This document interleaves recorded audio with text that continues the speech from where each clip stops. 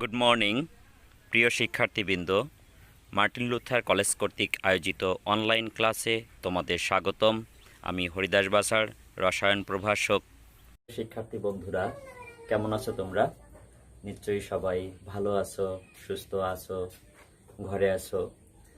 আজ আমরা এক মহামারীর মধ্য দিয়ে অতিক্রম করছি, তোমরা সবাই জানো। আমরা সবাই নিজ নিজ সৃষ্টিকর্তার কাছে প্রার্থনা করব যেন আমরা এই মহামারী দ্রুতই অতিক্রম করে সবার স্বাভাবিক জীবনে ফিরে আসতে পারি, আবার আমরা সবাই কলেজে যেতে পারি, সেই প্রার্থনা আমরা সবাই করব। এবং আমরা সবাই পড়াশোনা করছি তো। আচ্ছা, তো তোমাদের এর আগে আমি 3টি ক্লাস নিয়েছিলাম। নিশ্চয়ই তোমরা পড়াশোনা করেছো, বাসায় সবাই পড়াশোনা করছো তো। অবশ্যই তোমরা পড়াশোনা করবে। আজকে তোমাদের আমি 4র্থ ক্লাস নিব। আচ্ছা, তোমাদের এই ক্লাসে তোমরা জানতে পারবে, এই পাঠ শেষে তোমরা শিখতে পারবে বা জানতে পারবে কি আংশিক চাপ সম্পর্কে জানতে পারবে, ডাল্টনের আংশিক চাপ সূত্র সম্পর্কে জানতে পারবে এবং আংশিক চাপ সূত্রের ব্যবহার করতে পারবে। ডাল্টনের আংশিক চাপ সূত্রে আমরা ব্যাপনের সূত্র প্রয়োগ করতে পারবো। আমরা গ্রাহামের ব্যাপন সূত্র সম্পর্কে জানতে পারবো এই ক্লাসে। ডাল্টন এবং গ্রাহামের ব্যাপন সূত্রের প্রয়োগ করতে পারবো। লিখে নিই কোন বিষয়গুলো আজকে জানবো। আচ্ছা, প্রিয় শিক্ষার্থী বন্ধুরা, তোমরা একটু খেয়াল করো। একটি গ্যাস পাত্র যেটার আয়তন হচ্ছে নির্দিষ্ট এবং যার তাপমাত্রা নির্দিষ্ট। আচ্ছা, এই গ্যাস পাত্রের মধ্যে ধরো 3টি গ্যাস আছে, নাইট্রোজেন, অক্সিজেন, হাইড্রোজেন। এই 3টি গ্যাস পাত্রেও 3টি গ্যাসই বিক্রিয়াবিহীন অবস্থায় আছে এই পাত্রটিতে। আচ্ছা, নির্দিষ্ট তাপমাত্রা এই 3টি গ্যাসই বিক্রিয়াবিহীন অবস্থায় আছে। এই 3টি গ্যাসেরই আলাদা আলাদা চাপ আছে। আচ্ছা, সেই আলাদা আলাদা চাপ হচ্ছে আংশিক চাপ। আংশিক চাপ তাহলে কি আমরা একটু জেনে নিই। আংশিক চাপ হচ্ছে নির্দিষ্ট তাপমাত্রায় বিক্রিয়াবিহীন অবস্থায় যদি কতগুলো গ্যাস থাকে এবং এই গ্যাসের এই উপাদান গ্যাসের যদি সমস্ত আয়তন একাকী দখল করে, তখন এই উপাদান গ্যাস যে চাপ প্রয়োগ করে তাকে ওই উপাদান গ্যাসের আংশিক চাপ বলা হয়। মিশ্রণের উপাদান গ্যাসগুলোর মধ্যে কোনো একটির যে আলাদাভাবে যে চাপটা প্রয়োগ করে, মানে এই সমস্ত আয়তনটা দখল করে যে চাপটা প্রয়োগ করে তাকেই উপাদান গ্যাসের আংশিক চাপ বলা হয়। আচ্ছা, তাহলে এই 3টি গ্যাসের জন্য, নাইট্রোজেন গ্যাসের জন্য আমরা যদি আংশিক চাপ পাই P1 এবং অক্সিজেন গ্যাসের জন্য আংশিক চাপ যদি হয় P2, আচ্ছা, এবং হাইড্রোজেন গ্যাসের জন্য আংশিক চাপ যদি হয় P3, এবং এই পাত্রের সমুদয় পাত্রের ও একটা অর্থাৎ যে মিশ্র গ্যাস আছে সেই মিশ্র গ্যাসের একটা চাপ থাকে এবং সেই চাপকে আমরা যদি P দিয়ে প্রকাশ করি তাহলে P সমান মিশ্রণের মোট চাপ ইকুয়াল টু হচ্ছে আংশিক চাপগুলোর যোগফলের সমান। এটি হচ্ছে ডাল্টনের আংশিক চাপ সূত্র। তাহলে শিক্ষার্থী বন্ধুরা, আমরা ডাল্টনের আংশিক চাপ সূত্র থেকে চাপ সূত্র জানতে পারলাম যে আংশিক চাপগুলোর যোগফলের সমানই হচ্ছে মিশ্রণের মোট চাপ। এটি হচ্ছে ডাল্টনের আংশিক চাপ সূত্র। তাহলে শিক্ষার্থী বন্ধুরা, তাহলে আমরা ডাল্টনের আংশিক চাপ এবং ডাল্টনের আংশিক চাপ সূত্র সম্পর্কে জানতে পারলাম। এখন এসো আমরা এই সূত্রের কিছু প্রয়োগ আমরা একটু দেখি। আমরা এখানে 3টি গ্যাস পাত্র দেখছি আলাদা আলাদা। তো এই গ্যাস পাত্রে ধরো এখানে আছে হাইড্রোজেন গ্যাস, এই পাত্রটিতে আছে অক্সিজেন গ্যাস এবং এই পাত্রটিতে আছে নাইট্রোজেন গ্যাস। আচ্ছা, তো এই গ্যাসগুলো এখানে পাত্রের সমস্ত স্থান দখল করে আছে। আচ্ছা, তো আমরা ডাল্টনের আংশিক চাপ সূত্রের প্রয়োগ দেখাবো বলেছি। তো প্রয়োগটা আমরা বয়েলের সূত্র থেকে দেখাতে চাচ্ছি। তো বয়েলের সূত্রে আমরা জেনেছিলাম যে এর আয়তন স্থির তাপমাত্রা এবং স্থির তাপমাত্রা নির্দিষ্ট ভরের কোনো গ্যাসের আয়তন তার চাপের ব্যস্তানুপাতিক হয়ে থাকে। অর্থাৎ সেখান থেকে আমরা জেনেছিলাম টিভি ইজ ইকুয়াল টু ধ্রুবক। আচ্ছা, তো আমরা বয়েলের সূত্রের প্রয়োগটা আমরা এই ডাল্টনের আংশিক চাপ সূত্রে করব। দেখো একটু খেয়াল করে, এই পাত্রটিতে যে গ্যাস আছে, যে একটা যে উপাদান গ্যাস, সেই গ্যাসের আমরা চাপ ধরবো P1 যদি ধরি, এর আয়তন যদি ধরি V1। এই এই পাত্রটিতে যে গ্যাস আছে অক্সিজেন গ্যাসের আমরা যদি চাপ ধরি P2, আয়তন যদি ধরি V2, এবং এটার একইভাবে P3, V3 যদি ধরি, এবং এই গ্যাসগুলো যদি সমস্ত গ্যাসগুলো যদি এই পাত্রের মধ্যে আমরা রাখি, তাহলে এই পাত্রেরও একটি চাপ এবং আয়তন থাকবে। আমরা জানি এই পাত্রের চাপ যদি হয় P এবং আয়তন যদি হয় V, তাহলে আমরা ডাল্টনের আংশিক চাপ সূত্রের মাধ্যমে আমি এই বয়েলের সূত্রটিকে আমরা এভাবে লিখতে পারি, P1 V1 plus P2 V2 plus P3 V3। আচ্ছা শিক্ষার্থী বন্ধুরা, আমরা এই সম্পর্ক থেকে খুব সহজেই এই পাত্রের চাপ আমরা বের করতে পারি। যদি আমরা এখানে ধরো এটার আয়তন যদি 100 মিলিলিটার হয়, এটা যদি হয় 200 মিলিলিটার, এটা যদি 150 মিলিলিটার হয়, তাহলে আয়তনগুলো যোগ করে আমরা মোট আয়তন এখানে V পেতে পারি। V হচ্ছে V1 plus V2 plus V3। তো এই আয়তনগুলো যোগ করে আমরা সহজেই এই ভির মানটা বসিয়ে আমরা খুব সহজেই ভির মান বের করতে পারি। তাহলে শিক্ষার্থী বন্ধুরা, আমরা ডাল্টনের আংশিক চাপ সূত্র এবং বয়েলের সূত্রের প্রয়োগ আমরা এভাবে করতে পারবো। তাহলে এসো আমরা আরেকটি গাণিতিক সমস্যার মাধ্যমে আমরা দেখি, যেটা প্রয়োগটা আরো ক্লিয়ার হবে। শিক্ষার্থী বন্ধুরা, আমরা একটু খেয়াল করি যে একটি সমস্যা, সৃজনশীল প্রশ্নগুলো এভাবে আসতে পারে। একটু খেয়াল করি, দেখি এখানে দুইটি গ্যাস পাত্র ধরলাম আমরা। এখানে একটা গ্যাস আছে এ গ্যাস আমরা ধরলাম। এ গ্যাসের এখানে ভর আছে হচ্ছে 0.25 গ্রাম একটা ভর। আচ্ছা, এটা ধরলাম যে এর চাপ হচ্ছে 2 অ্যাটমসফিয়ার, এর আয়তন আছে 200 মিলিলিটার। আচ্ছা, এবং এই পাত্রের তাপমাত্রা আছে 25 ডিগ্রি সেলসিয়াস। এখানে আরেকটি পাত্রে আমরা দেখি, এখানে 0.35 গ্রাম ধরো কিছু গ্যাস আছে, যে পাত্রের হচ্ছে চাপ হচ্ছে 3 অ্যাটমসফিয়ার, এবং আয়তন ধরলাম আমরা এখানে 300 মিলিলিটার, এবং এটাও 25 ডিগ্রি সেলসিয়াস তাপমাত্রা আছে। আচ্ছা, তো দুইটি পাত্রকে আমরা যদি একটি নল দিয়ে এখানে যুক্ত করি, এবং এখানে যে একটা স্টপ কাপ থাকে, স্টপ কাপ যদি খুলে দিই, তাহলে এই গ্যাসগুলো পরস্পর মিশ্রিত হবে। আচ্ছা, তাহলে শিক্ষার্থী বন্ধুরা, এখানে আমরা এটা থেকে আমরা খুব সহজেই এই মিশ্র গ্যাসের চাপ আমরা খুব সহজেই বের করতে পারি। তো খেয়াল করো তোমরা, যদি এটা ডাল্টনের আংশিক চাপ সূত্রের প্রথম প্রশ্ন হতে পারে যে গ্যাস, যে স্টপ কাপ খোলা অবস্থায় 25 ডিগ্রি সেলসিয়াস তাপমাত্রায় গ্যাস মিশ্রণের মোট চাপ কত হবে, এরকম একটা প্রশ্ন আসতে পারে তোমাদের। তাহলে গ্যাস মিশ্রণের মোট চাপ তোমাদের একটু আগে যেটা করি আমরা দেখিয়েছি, খুব সহজেই তোমরা বুঝতে পারবে যে এখান থেকে আমরা যদি PV আমরা যদি লিখি P1 V1 plus P2 V2। আচ্ছা, এখান থেকে তোমরা খুব সহজেই P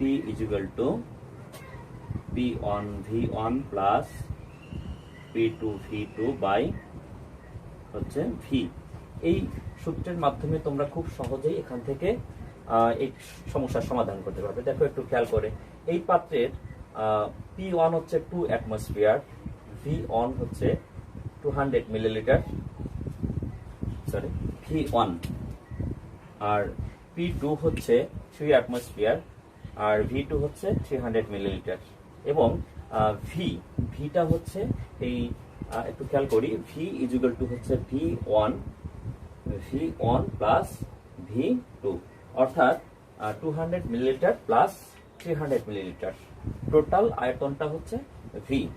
ওকে শিক্ষার্থী বন্ধু, তাহলে আমরা এই ডান পাশের যে মাত্রাগুলো সবগুলোর মানই আমি যদি এখানে জানি তাহলে খুব সহজে আমরা চাপ বের করতে পারবো। আচ্ছা, তাহলে এখান থেকে আর কি ধরনের সমস্যা আসতে পারে? আর এখানে এখানে সৃজনশীল প্রশ্নের গ নাম্বার কোয়েশ্চেনের এটা আসতে পারে, বাট ঘ নাম্বার কোয়েশ্চেনে আবার গ্রাহামের ব্যাপন সূত্র থেকে আবার কিছু সমস্যার সমাধান করতে হয়। তাহলে আমরা এখন এসো গ্রাহামের ব্যাপন সূত্র কি তা একটু জেনে নিই। আচ্ছা, তো গ্রাহামের ব্যাপন সূত্র, গ্রাহামের ব্যাপন সূত্র কি? ব্যাপন হার এর আণবিক ভরের বর্গমূলের ব্যস্তানুপাতিক হয়ে থাকে। আচ্ছা, তাহলে ব্যাপন হার কি? ব্যাপন হারকে আমরা যদি আর দিয়ে প্রকাশ করি তাহলে আর সমানুপাতিক 1/√m। তাহলে এখানে আমরা একটু খেয়াল করি যে কোনো একটা গ্যাসের আণবিক ভরের বর্গমূলের ব্যস্তানুপাতিক হচ্ছে ওই গ্যাসের ব্যাপন হার। অর্থাৎ একটা গ্যাসের আণবিক ভর যত বড় হবে বা বেশি হবে ওই গ্যাসের ব্যাপন হার তত কম হবে। আচ্ছা, এটাকে আমরা আরো ভিন্নভাবে অন্যভাবেও প্রকাশ করতে পারি। আমরা ব্যাপন হারকে আয়তনের মাধ্যমে প্রকাশ করতে পারি, তারপরে ব্যাপন হারকে আমরা দূরত্বের মাধ্যমে প্রকাশ করতে পারি, আমরা ঘনত্বের মাধ্যমে প্রকাশ করতে পারি। আচ্ছা, তো আমরা একটু খেয়াল করি, যদি দুটি গ্যাস থাকে, দুটি গ্যাসের ব্যাপন হারের তুলনা আমরা করি। একটা গ্যাস যদি হয় R1 সমানুপাতিক আমরা লিখতে পারি 1/√m1, আর একটা গ্যাস যদি হয় R2 তাহলে R2 সমানুপাতিক আমরা লিখতে পারি 1/√m2। আচ্ছা, আমরা এখানে সমানুপাতিক ধ্রুবক দিয়ে আমরা সমান হিসেবেও লিখতে পারি। তো সেক্ষেত্রে আমরা R1/R2 লিখতে পারি √m2/m1। আচ্ছা, সূত্রটি কি আমরা একটু আগে বলেছি যে আমরা ঘনত্বের মাধ্যমেও প্রকাশ করতে পারি। আচ্ছা, ঘনত্বের মাধ্যমে যদি প্রকাশ করতে চাই তাহলে এটা এভাবে লেখা যায় যে R1/R2 √m2/m1 √d2/d1। আচ্ছা শিক্ষার্থী বন্ধুরা, আমরা এই ব্যাপনের হারকে আমরা এভাবে প্রকাশ করতে পারি যে একক সময়ে আয়তনের যে পরিবর্তন হয় তাকেও আমরা ব্যাপন হার বলে থাকি।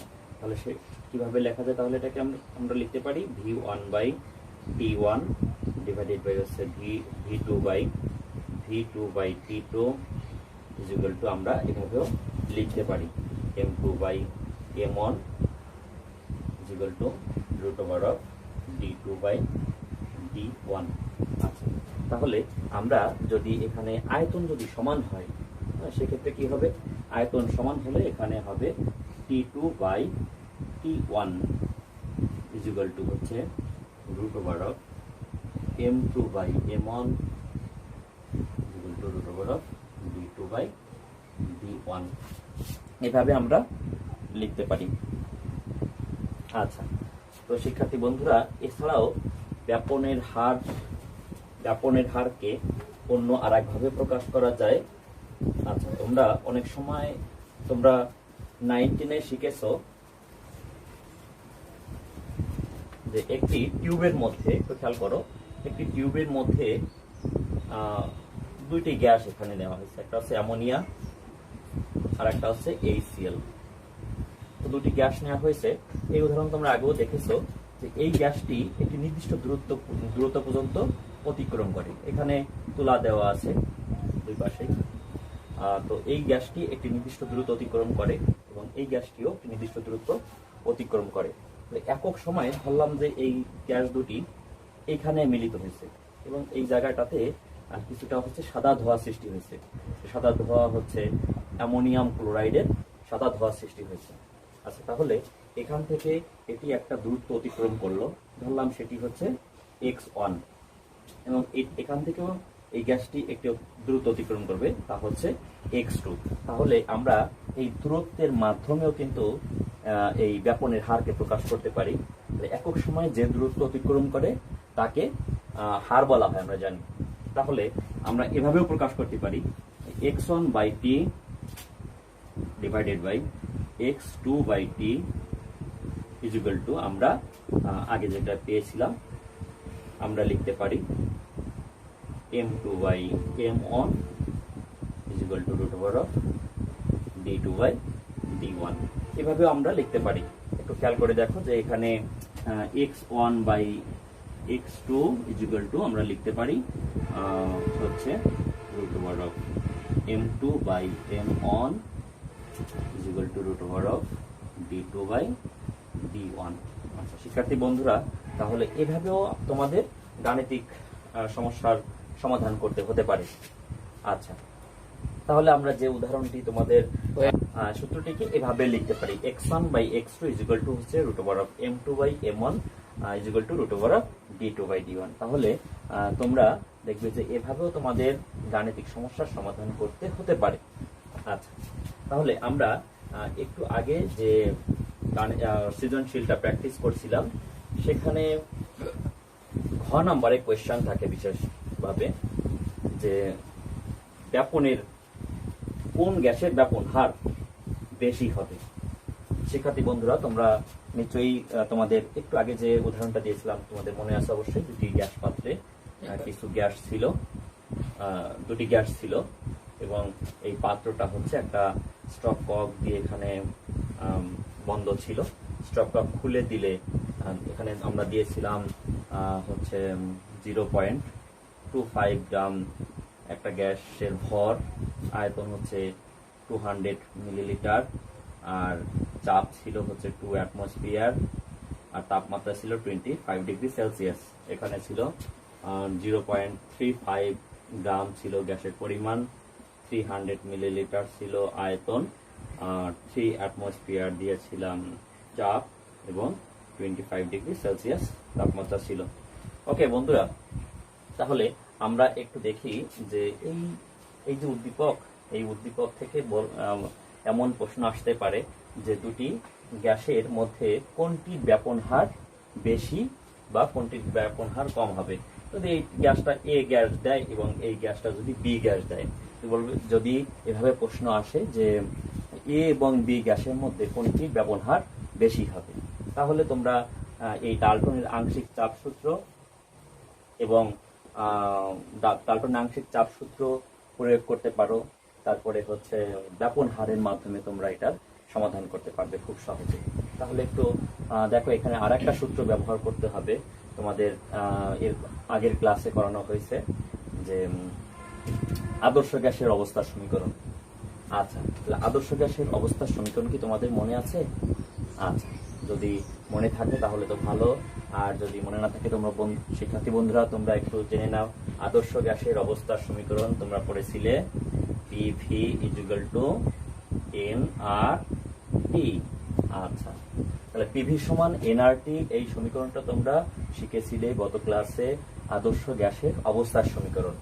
আচ্ছা, তো এই গ্যাসের এই আদর্শ গ্যাস অবস্থার সমীকরণ থেকে আমরা এই প্রত্যেকটা গ্যাসের জন্য আমরা এটা প্রয়োগ করে আমরা খুব সহজেই আণবিক ভর বের করতে পারবো।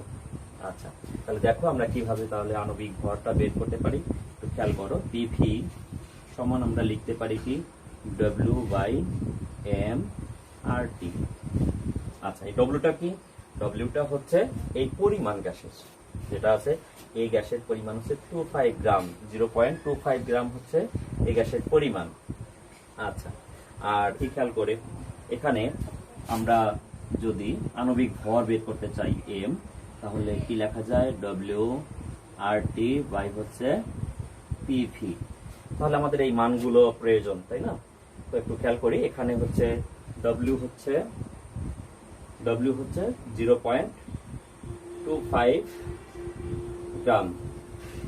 আচ্ছা, W হচ্ছে 0.25 গ্রাম, আর আমাদের আর হচ্ছে, আর আমরা কোন এককে লিখবো? আমাদের নিশ্চয়ই মনে আছে লিটার অ্যাটমসফিয়ার চাপ এককে আর এর মান আমরা জেনেছিলাম, আমরা এসআই এককে আর এর মান জেনেছিলাম। আচ্ছা তোমরা তাহলে বলো তো এখানে কোন এককে আর এর মানটা বসবে? আচ্ছা এখানে হচ্ছে লিটার অ্যাটমসফিয়ার চাপ এককে আর এর মান বসবে। তাহলে এখানে আছে 200 মিলিলিটার। 200 মিলিলিটার আয়তনকে আমরা কি করব? লিটারে নিয়ে নিতে পারবো খুব সহজেই। আচ্ছা তাহলে লিটার অ্যাটমসফিয়ার চাপ এককে আর এর মান কত মনে আছে তোমাদের?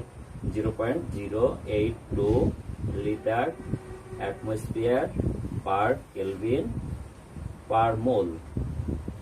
আচ্ছা তো আর এর মান আমরা পেলাম। এখন আমাদের টির মান এখানে দেওয়া আছে 25 ডিগ্রি সেলসিয়াস। তাহলে এখানে 25 প্লাস হচ্ছে 273 ক্যালভিনে নিতে হবে অবশ্যই। তাহলে এখানে আসলে কত? 298 ক্যালভিন। আচ্ছা তাহলে আমাদের আর কি মান দরকার? আমাদের এখানে হচ্ছে ভির মান আছে এখানে দেওয়া, আমরা করে লিখছি। ভি হচ্ছে এখানে 200 মিলিলিটারকে আমরা কি করব? আমরা 1000 দিয়ে ভাগ করলে লিটারে পেয়ে যাব 0.0 লিটার। আচ্ছা আর পি এর মান, পি হচ্ছে কত? 2 অ্যাটমসফিয়ার। তাহলে আমরা এই গ্যাসের জন্য আণবিক ভর Ma = আমরা এই মানগুলো বসালে খুব সহজেই পেয়ে যাব। Ma এই গ্যাসের আণবিক ভর। এই গ্যাসের জন্য যেমন আমরা আণবিক ভর বের করেছি, ঠিক একইভাবে বি গ্যাসের জন্য আমরা আণবিক ভর বের করতে পারবো। আমরা একটু খেয়াল করি। পিভি এই পাত্রের জন্য আমরা লিখতে পারি পিভি সমান এন আর টি। আচ্ছা তো এখানে আমরা একইভাবে লিখতে পারি পিভি = W/M আর টি। আচ্ছা তো আমরা এখানে এম কে আমরা MB দিতে পারি, আর আগেরটাকে আমরা MA হিসেবে লিখতে পারি। তাহলে MA এর একটা নির্দিষ্ট মান আমরা পেয়েছি ক্যালকুলেশন। আচ্ছা তো একইভাবে আমরা MB এর মানটাও বের করি, দেখো একটু। তাহলে MB = কি লেখা যায়? W/T বাই হচ্ছে PV। আচ্ছা তাহলে এখানে W এর মান কত? W হচ্ছে এখানে 0.35 গ্রাম। আচ্ছা আর এর মান কত? আগেই আমরা আর এর মান লিখেছি 0.082 litre atmosphere per kelvin per mole. আচ্ছা তো আর টি এর মান হচ্ছে সেম 298 কেলভিন। আচ্ছা আর পির মান কত? পি হচ্ছে এক্ষেত্রে 3 অ্যাটমসফিয়ার, আর ভি হচ্ছে 300 মিলিলিটার। মিলিলিটারকে আমরা নিব লিটারে, তাহলে কি করব? 300 ডিভাইডেড বাই হচ্ছে 1000 লিটার। ওকে তাহলে এখান থেকে আমরা খুব সহজেই হচ্ছে এই মানগুলো এখানে বসিয়ে দিতে পারি। W এর মান কত? 0.35 ইন্টু হচ্ছে 0.082, টি হচ্ছে 298 ডিভাইডেড বাই 3 ইন্টু হচ্ছে 300 ডিভাইডেড বাই 1000। শিক্ষার্থী বন্ধুরা আমরা এখানে হচ্ছে MB এর মানটা পেয়ে যাব। তাহলে এখানে MB এর মান এবং MA এর মানটা আমরা পেলাম। আচ্ছা এখন দেখো একটু, আমরা MA এবং MB এর মানটা পেলাম, তাই না? আচ্ছা তাহলে দুটি গ্যাসের জন্য A এবং B গ্যাসের জন্য আমরা তাহলে ডায়াগ্রামের ব্যাপন সূত্রটি এভাবে লিখতে পারি যে RA/RB = √MB/MA। আচ্ছা তাহলে এখানে আমরা MB এবং M এর মান, যে মানটা আমরা একটু আগে পেয়েছি, সেই মানটা যদি বসিয়ে দিই, তাহলে ধরো এখানে মানটা আসলো 1.5। এই মানটি ধরো আসলো 1.5।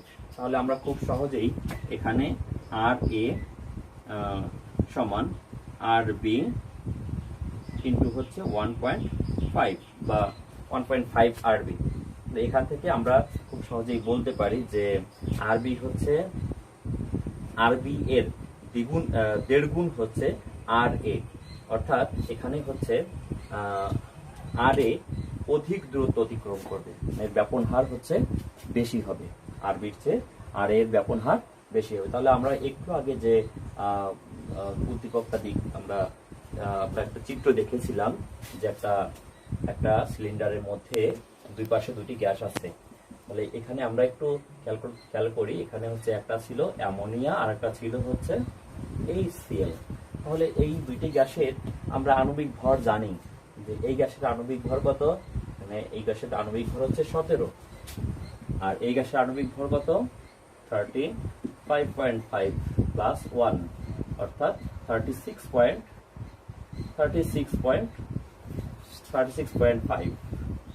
আচ্ছা, তাহলে এই গ্যাসের আণবিক ভর বেশি, এই গ্যাসের আণবিক ভর বেশি এবং এই গ্যাসের আণবিক ভর কম বলে এটা হচ্ছে আমরা এই গ্রাহামের ব্যাপন সূত্রের মাধ্যমে যদি আমরা করি তাহলে দেখব যে এখানে HCl এর কাছাকাছি হচ্ছে এখানে বিক্রিয়াটা সম্পন্ন হবে, অর্থাৎ সাদা ধোঁয়াটা HCl এর কাছাকাছি দেখা যাবে এখান থেকে বেশ দূরে, এবং HCl এর খুব কাছেই এখানে সাদা ধোঁয়া সৃষ্টি হবে।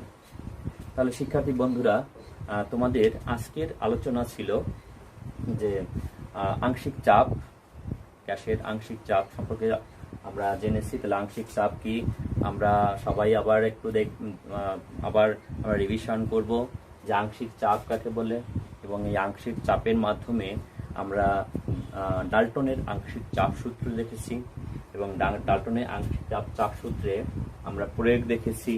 ডাল্টনের আংশিক চাপ সূত্রের সাথে আমরা প্রয়োগ করার সময় আমরা বয়েলের সূত্র কিনেছি, অর্থাৎ বয়েলের সূত্রের মাধ্যমে আংশিক চাপ সূত্রের প্রয়োগ করা যায়। আবার দেখা যাচ্ছে যে আমরা আদর্শ গ্যাস সমীকরণ কিনেছি, আমরা এই ডাল্টনের আংশিক চাপ সূত্র এবং গ্রাহামের ব্যাপন সূত্রে আমরা গ্রাহামের ব্যাপন সূত্র প্রয়োগ করতে হলে আমাদের আদর্শ গ্যাস সমীকরণকে আনতে হয়। তাহলে এই গ্যাসের সকল সমীকরণ, সকল সূত্রই তোমাদের ভালো করে মনে রাখতে হবে, ভালো করে প্র্যাকটিস করতে হবে। তাহলে তোমরা এই গ্যাসের যে সমস্যাগুলো আছে, গাণিতিক সমস্যাগুলো, সেইগুলো তোমরা খুব সহজেই খুব সুন্দরভাবে প্রয়োগ করতে পারবে। আশা করি এখান থেকে তোমরা অবশ্যই এক সেট সৃজনশীল প্রশ্নের উত্তর করতে পারবে, খুব সহজেই তোমরা এটা বুঝতে পারবে। তাহলে তোমাদের খুব সুন্দর করে একটা প্র্যাকটিস করতে হবে। শিক্ষার্থী বন্ধুরা, তোমরা সবাই সুস্থ থেকো, ভালো থেকো, আর সবাই আমরা ঘরে থাকি। ঠিক আছে, থ্যাংক ইউ।